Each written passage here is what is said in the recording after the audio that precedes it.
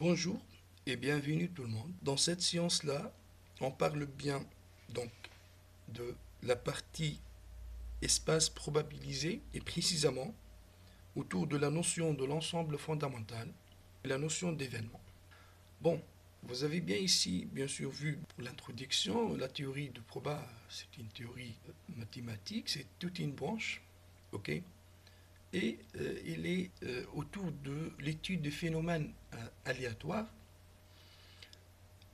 Aléa, donc, comme vous le voyez ici, ça vient de latin, aléa. C'est le dé, c'est la chance. Et le hasard, c'est à l'origine de l'arabe, hein. Donc, c'est la notion de hasard, donc zahr nard. Voilà, ça, c'est, on l'appelle zahr nard en arabe. Donc, ça vient de l'arabe, comme vous le voyez. Bon, vous avez pu voir la révolution dans les sciences physiques de la mécanique classique de Newton à la mécanique quantique. Et vous avez remarqué déjà que dans la mécanique quantique, c'est basé dans ces études à la théorie de proba, et on parle de la probabilité d'existence, si vous voulez, de l'électron dans les nuages électroniques autour de l'atome, ainsi de suite. Bon, en tout cas, c'est la révolution, si vous voulez, qui a fait les physiciens et les mathématiciens autour de cette théorie physique. Bon, elle est en parallèle avec l'explosion de la théorie de proba. C'est parmi, bien sûr, les, les causes, hein. Il y a d'autres causes parce que on trouve aussi le proba partout. C'est dans, vous voyez, dans la biologie, donc dans les sciences économiques aussi, en technologie, ainsi de suite. Donc, c'est pas uniquement autour de sciences physiques. Bon, en tout cas, l'importance de cette théorie, bien sûr, c'est plus que deux mots qu'on peut l'écrire, c'est vraiment l'avenir des sciences en général. Bon, la première partie pour rentrer dans l'histoire de probabilité, c'est de parler des espaces probabilisés. Ok, qu'est-ce qu'un espace probabilisé? Dans une expérience aléatoire, on doit fixer, pour faire l'étude complète, la notion de l'ensemble fondamental. C'est quoi l'ensemble fondamental? Donc, pour une expérience aléatoire, l'ensemble fondamental, ou on peut l'appeler aussi l'univers, c'est l'ensemble de tous les résultats possibles de l'expérience. Et on le note souvent oméga. Ok, essayons de comprendre un peu cette notion-là avec des exemples. Commençons par l'exemple 1. L'exemple 1, c'est le jeu classique, bon, que vous le savez, c'est le jeu de pile ou face. Donc, c'est-à-dire quoi? Si vous prenez une pièce de monnaie, ok, dans la pièce de monnaie, on a deux faces. Donc, ou bien ici, pile, pile sur le face où vous avez bien la valeur de la pièce de monnaie, et face où on trouve bien un symbole, le symbole d'état si vous voulez, ou autre chose, et la date de création, donc voilà. Hein. Ce jeu-là, lorsque je lance une pièce de monnaie, vous savez qu'on a deux chances, ou bien d'avoir pile, ou bien d'avoir face, donc le voilà, vous pouvez répéter donc pas mal de fois, vous trouvez évidemment ligne de deux chances. Donc ici, dans cette expérience aléatoire, deux résultats sont possibles, pile et face, de sorte que l'oméga, c'est-à-dire l'univers ou l'ensemble fondamental de cette expérience aléatoire, c'est égal à PF. Ok. L'exemple numéro 2. On lance 2 dés. Ok. Donc on lance 2 dés. Bon, ici implicitement, lorsqu'on ne dit on ne dit rien, c'est que implicitement on parle de 2 dés décernables. Ok. Si les dés sont indécernables, donc on indique ça. Mais lorsque je ne dis rien, si vous voulez, c'est que implicitement, je parle de 2 dés décernables. On peut distinguer l'un de l'autre. Ok, donc vous savez évidemment un dé c'est quoi? C'est un cube qui est, si vous voulez, numéroté les faces de 1 jusqu'à 6. Hein. Ok. Bon, supposons qu'on a 2 dés. Bon, lorsque je dis ici déraisonnable, c'est-à-dire qu'on peut distinguer les deux, que ce soit les deux sont 2 volumes différents, hein, l'une est comme ça, l'autre c'est plus grand, ou bien de couleurs différentes, ça c'est plus ou moins blanc, l'autre elle est rouge et comme ça. Hein, ok, donc de telle sorte que je peux, si vous voulez, euh, voir les résultats possibles différents entre le 2D. Le résultat du couple, donc, ça va être quoi?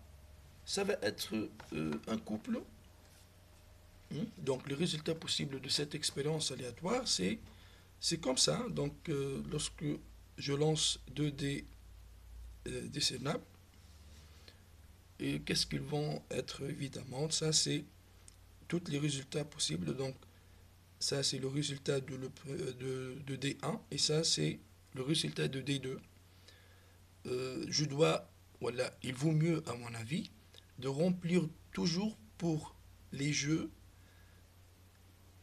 par exemple ce jeu-là de lancer de dés ou des choses comme ça, euh, de décrire les résultats possibles de façon un peu stratégique. Dans quel sens? Donc tu commences par exemple par le résultat de premier dé.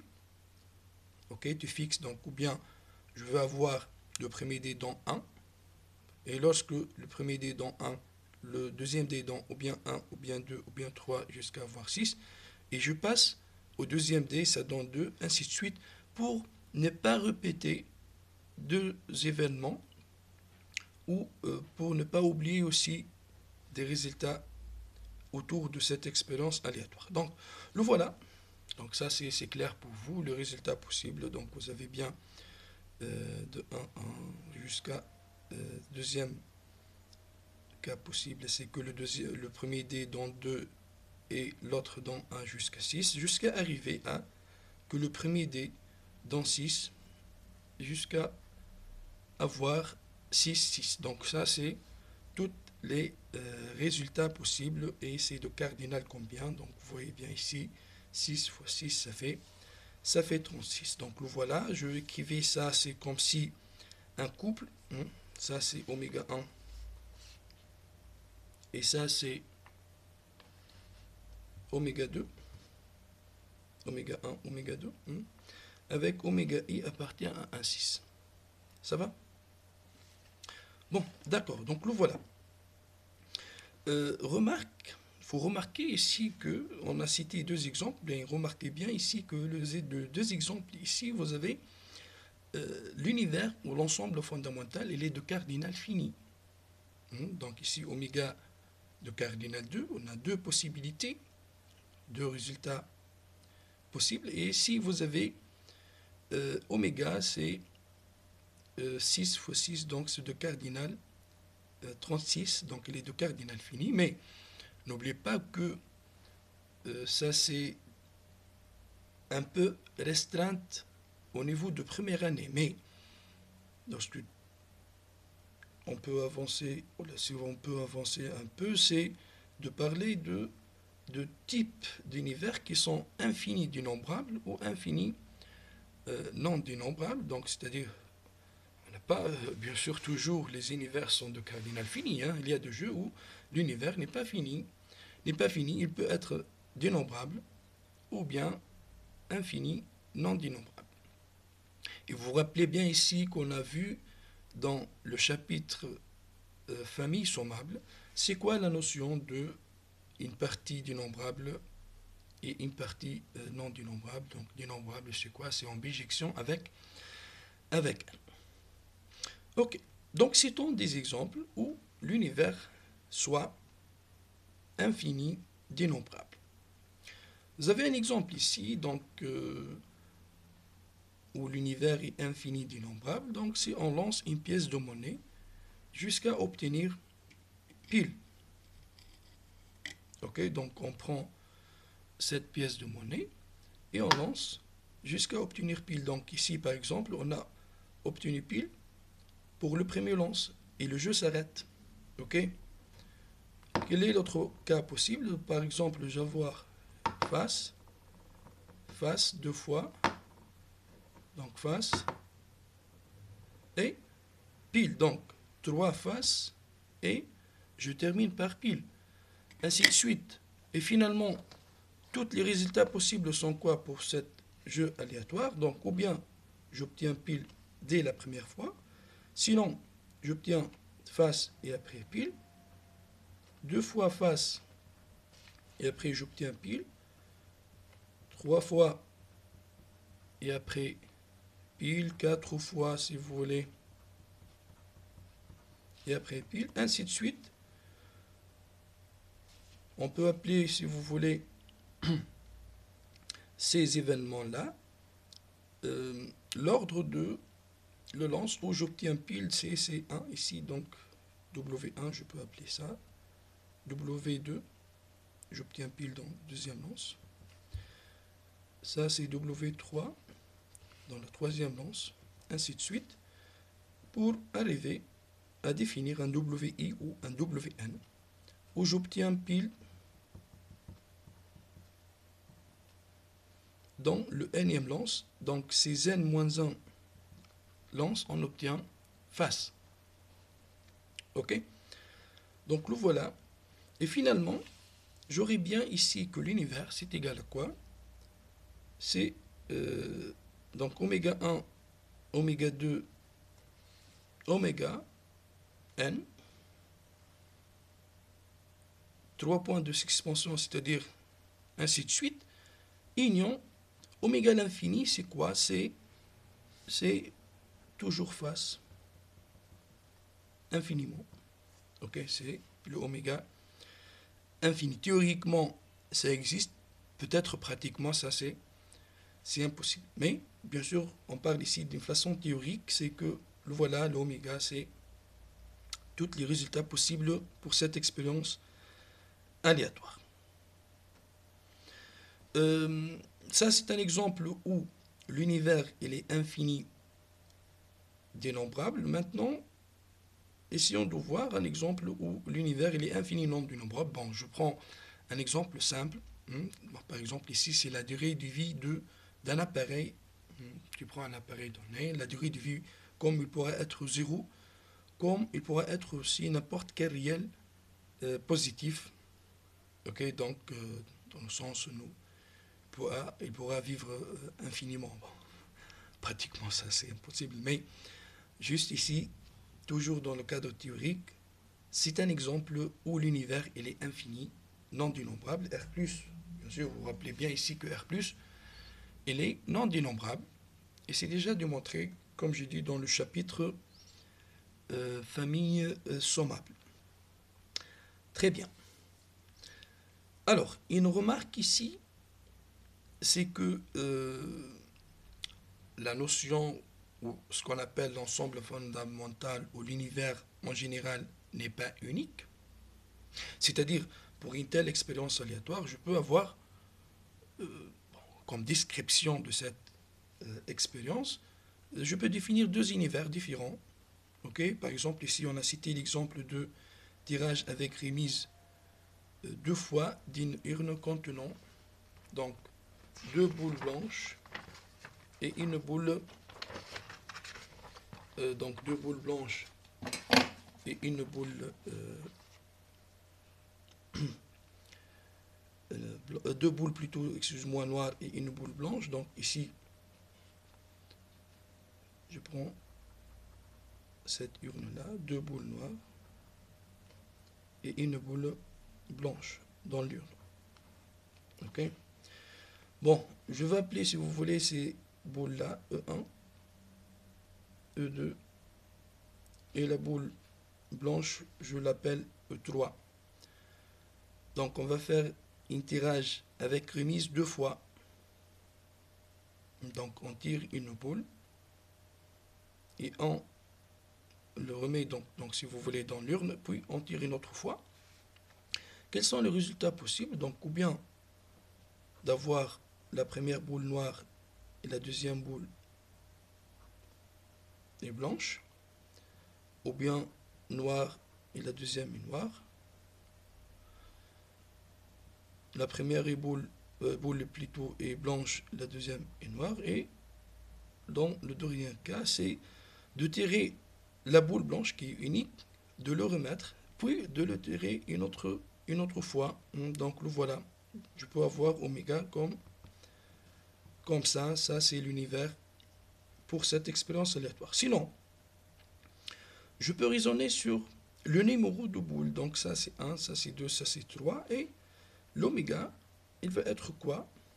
Donc, comme j'ai écrit ici, E1, E1.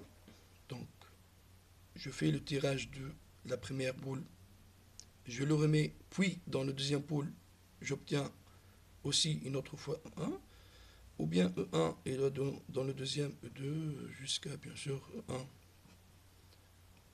E3. Voilà donc les 3 cas possibles dans le cadre où le premier boule, ou la première boule tirée E1. Et après, c'est que j'obtiens E2 dans la première tirage. Et les cas possibles sont ainsi de suite.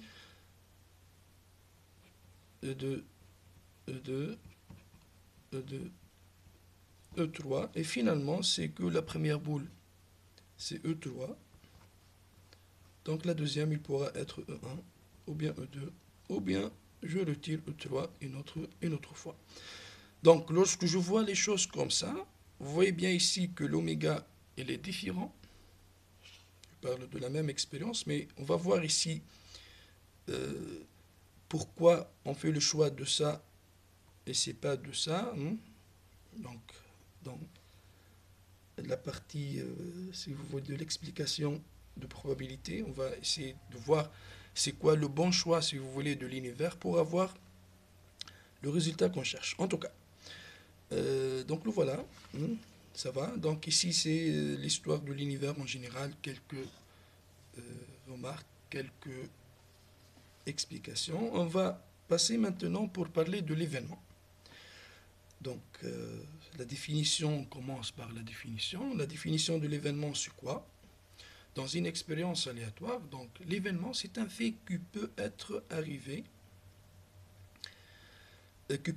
ou non selon le résultat de l'expérience. Donc, c'est une partie de l'univers. L'univers qui représente tous les résultats possibles. Un événement, c'est une partie de ce possible-là, si vous voulez, donc de ce résultat possible, c'est dit un événement. Essayons de voir dans quelques exemples autour de cette notion, la notion de l'événement. Commençons par l'exemple de jeu qu'on a vu, donc le jeu de 2D, on lance 2D. Donc, comme on a dit, puisqu'on n'a rien dit ici, c'est que les dés sont décernables, de point de vue couleur ou de point de vue volume, si vous voulez. On a déjà vu, comme vous l'avez déjà, ça c'est tous les résultats possibles pour cette expérience aléatoire. On va essayer de voir quelques événements. Par exemple, je dis dans cette expérience aléatoire, l'événement A, c'est que la somme des entiers figurants sur les faces exposées est inférieure à 5. Ok, donc vous avez ici, par exemple, tous les résultats possibles. Je veux voir quels sont les résultats où la somme est inférieure à 5. Par exemple, ici, la somme des deux, ça fait 2. Ça, c'est inférieur à 5. Donc ça, c'est appartient à la somme est 3, inférieure à 5, ça va. Ça, c'est aussi inférieur à 5. Ça, c'est supérieur ou égal à 5. Et les autres aussi. Si tu prends pour les événements élémentaires où le premier dé dans 2, donc 2, 1, ça c'est deux sommes inférieures à 5. Ça c'est aussi deux sommes inférieures à 5. Et les autres sont supérieurs ou égal à 5. Pour 3, vous avez 3, 1. Donc c'est inférieur à 5. Ça c'est supérieur ou égal à 5. Et pour les autres, pour le 4 par exemple, c'est 5, ça c'est 6, donc c'est supérieur à 5, ainsi de suite. Pour le 5 et pour le 6 aussi. Donc finalement, les éléments de A sont quoi? 1, 1, 1, 2, 1, 3, 2, 1, 2, 2 et 3, 1. Ok? Bon, c'est bien. Concernant maintenant un autre événement, c'est le dé D1. Le dé D1, c'est-à-dire le premier dé, dans 1. Donc, c'est-à-dire c'est quoi? C'est, voilà, ça c'est appartient à B, ça c'est appartient à B, c'est aussi appartient à B. Le voilà, tous les événements, plutôt le résultat qui forme l'événement B, et les autres, ça commence par 2, par 3, par 4, donc c'est uniquement ça. Le A complémentaire maintenant, c'est-à-dire quand A ne l'est pas, le complémentaire dans le oméga, donc essayons de bien voir, ça c'est le A, et ça c'est le oméga. A complémentaire c'est quoi? C'est toute cette partie-là. Ok? C'est lorsque A n'est pas réalisé. Ça va?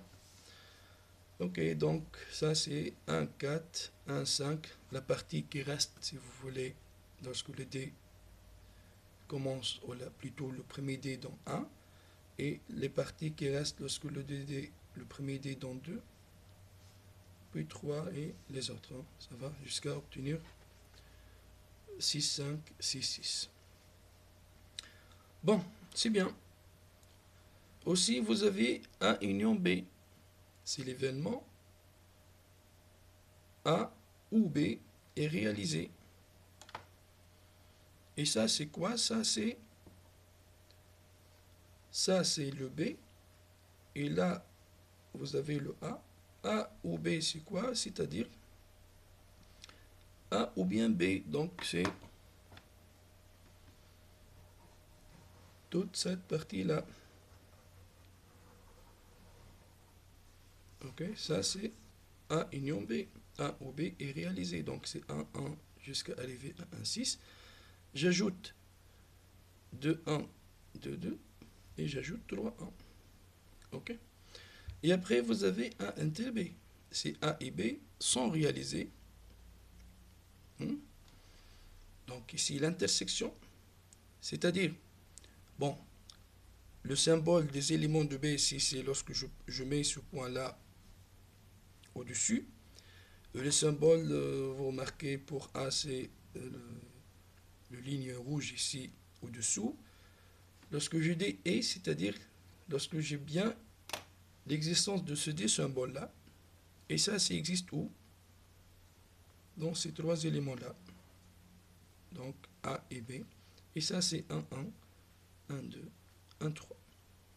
Ces trois résultats-là, ça forme bien l'événement A inter B. L'oméga, c'est l'événement certain. Donc, ce que j'ai dit, c'est pas la somme est plus petite que 37. C'est déjà évidemment lorsque tu fais la somme de 2 faces de ce dé-là, c'est toujours plus petit que 37. Donc finalement, cet événement, c'est un événement certain. Ok? Et aussi, vous avez l'ensemble vide, c'est l'événement impossible. Lorsque tu dis, par exemple, le premier dé dans 7, on sait bien que le dé sont numérotés de 1 à 6, donc ça c'est impossible. Donc finalement, ça c'est un événement impossible. Ok, c'est très bien. Donc, remarque, un élément d'oméga, ou un sous-ensemble, n'est pas nécessairement un événement, en général. Hein. Donc, on sait bien qu'un événement, c'est un sous-ensemble de oméga, mais est-ce que tout sous-ensemble de oméga, c'est un événement? Ici, on répond à cette question-là. D'où vient l'idée? Par exemple, on peut voir les choses dans cet exemple-là. On prend cette expérience aléatoire, mais on va supposer tout simplement que les dés sont indiscernables. Donc, on ne peut pas distinguer les 2 dés. Bon, finalement, les 2 dés sont bien identifiés. Ça, c'est le dé et l'autre, c'est aussi un dé qui n'est pas le premier dé. Donc, ça, c'est un des deux. Mais lorsque tu vois les 2 dés, tu ne peux pas distinguer, ils sont indiscernables. Le résultat, en général, donc le voilà. Mais lorsque tu vois, par exemple, un 2, tu ne sais pas, est-ce que le premier dé dans 1 et le deuxième dans D, et le deuxième dé dans 2, ou bien le premier dé dans D2 et l'autre dans 1. Donc, finalement, tu vois que ce résultat et ce résultat, c'est le même résultat lorsque les 2 dés sont indiscernables.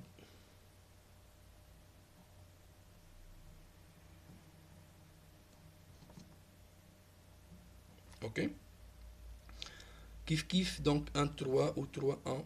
Kiff kiff 2, 3 et 3, 2. Donc, finalement, je pense que vous pouvez bien remarquer que on peut, lorsque les 2 dés sont discernables, on peut faire la restriction de l'univers, de tous les résultats possibles, par la partie triangulaire supérieure. Parce que ça et ça, c'est le même résultat. Et ça, ainsi de suite. Donc, il suffit de voir ça. Ça va? Donc, nous voilà, lorsque les 2 dés sont indiscernables, ça nous donne bien, si vous voulez, l'univers de l'expérience aléatoire. Sous-entendu, lorsque tu dis ici un 3, c'est l'une dans 1 et l'autre dans 3, indifféremment. Est-ce que c'est le premier dé que dans 1 ou bien c'est le deuxième dé? C'est comme ça, parce que je ne peux pas distinguer les deux. Donc, c'est-à-dire que lorsque tu prends les choses dans le sens où ça c'est le oméga, donc ça c'est le premier dé et l'autre c'est le deuxième dé, le 1-2, ici, en lui-même, c'est pas un événement parce que je peux pas observer ce résultat-là. Tu peux observer le 1-2 indifféremment qui dans 1 et qui dans 2, mais c'est pas dans le sens où c'est le premier dé dans 1 et le deuxième dé dans 2. Ok? Donc, ce résultat-là, comme je l'ai écrit ici, c'est un sous-ensemble. Bon, c'est ça, c'est un résultat élémentaire, mais c'est pas un événement. Bon, vous avez un tableau qui est important pour faire l'analogie entre la théorie des ensembles et des probabilités. Lorsque tu parles ici d'un oméga, un point de grand oméga, en théorie de proba, on l'appelle résultat élémentaire. Un sous-ensemble en théorie d'ensemble, donc on l'appelle événement en proba. L'ensemble vide, c'est un événement impossible. L'ensemble fondamental tout entier, c'est l'événement certain. Lorsque tu dis A inclus dans B, c'est que A entraîne B. A inter B, c'est que A, l'événement A et B sont réalisés. A union B en théorie d'ensemble, c'est A ou B est réalisé. Le A complémentaire, le complémentaire de A, c'est le contraire de A, le contraire de l'événement A. A inter B est égal à l'ensemble vide, c'est ce qu'on appelle ici que A et B sont disjoints. En théorie de proba, donc on dit que A et B événements incompatibles. Ok? Et finalement, c'est l'histoire de une partition. Ok? Donc une partition de oméga. C'est l'histoire de système complet d'événements. Donc vous vous rappelez bien ici qu'une partition c'est quoi? Lorsque tu dis ici à I appartient à I, ça c'est une partition de oméga, si quoi? Si AI inter AJ est égal l'ensemble vide, quel que soit I différent de J, et la réunion pour I appartient à I de AI, ça c'est égal à l'espace tout entier. Donc le voilà ici la notion de partition. Ce qu'on appelle, comme j'ai dit ici, en théorie de proba, c'est un système complet d'événements. Bon, c'est très bien. Juste ici, un petit exemple autour de ça. Donc, c'est en relation avec, si vous voulez, l'expérience aléatoire de lancer une pièce de monnaie, donc jusqu'à obtenir pile. Bon, c'est bien, c'est quoi l'univers ici? C'est oméga 1, oméga 2, union oméga à l'infini. On peut par exemple considérer les événements suivants, donc obtenir pile à la cinquième lance au plus. Donc au plus, c'est-à-dire ou bien j'obtiens pile pour la première lance, ou bien dans le deuxième, troisième, quatrième, cinquième. Et après, lorsque j'obtiens pile pour le sixième lance, ça dépasse, septième, ainsi de suite. Donc tout cela, ça dépasse. Donc finalement, ce sont quoi? Ce sont oméga 1 jusqu'à oméga 5. Ça va? Et l'événement B, c'est obtenir pile dans une lance paire. Quels sont les résultats qui nous donnent ça? Oméga 1, ça c'est dans le premier lance, c'est-à-dire c'est 1, donc ça c'est impair. Ça c'est dans le deuxième lance, donc ça va, ça appartient bien à B. Ça c'est dans le troisième lance, donc ça donne bien. C'est oméga 4, ça va, c'est dans l'événement B. C'est dans le cinquième lance, c'est pas dans B. Le 6, c'est dans B, ainsi de suite. Donc, c'est clair pour vous que lorsque Didi ici obtenir pile dans une lance paire, c'est quoi? C'est oméga 2, oméga 4, oméga 6, ainsi de suite. Union oméga à l'infini, qui n'obtient jamais le pile infiniment de fois je lance le pièce de monnaie, j'obtiens toujours face. Ça, c'est aussi, ça rentre bien dans cet événement. Bon, grosso modo, voilà, si vous avez des questions là-dedans, vous pouvez les poser, les questions, pour mieux expliquer s'il y a des points qui ne sont pas clairs ici. Dans le vidéo prochain, dans la séance prochaine, on va essayer d'expliquer un peu la notion de l'espace probabilisé et on va commencer par espace probabilisable pour qu'on fait l'introduction, si vous voulez, de la définition de probabilité dans ces espaces probabilisables. Bon, je vous remercie et au revoir.